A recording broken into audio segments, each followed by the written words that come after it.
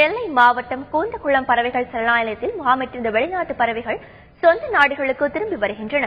129 acre பரப்பளவில் அமைந்துள்ள இந்த சரணாலயத்திற்கு இனப்பெருக்கத்திற்காக வரும் வெளிநாட்டு பறவைகள் தங்கியிருந்து குஞ்சு பொறித்து மீண்டும் மே மாத இறுதியில் சொந்த நாடுகளுக்கு திரும்புவது வழக்கம்.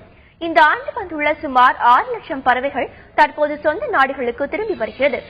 சரணாலயத்தினுள் மரக்கிளைகளிலும் குளக்கரைகளிலும் காணப்படும் பறவைகளை சுற்றுலா பயணிகள் ஆர்வத்துடன் கண்டு ரசித்து வருகின்றனர்.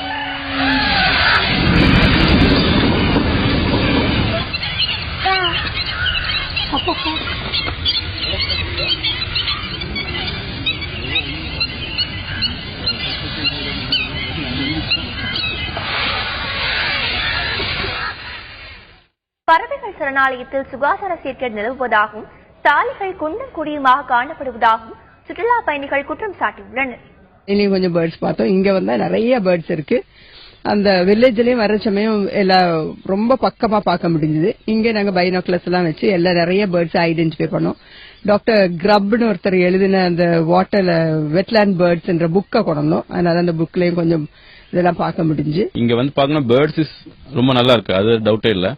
ஆனா இங்க வர வழியில ஸ்டார்டிங்கே ரோடு பார்த்தா ரொம்ப மோசமா இருக்கு. ஒரு கார் கூட வர முடியாது, அந்த மாதிரி தான் இருக்கு.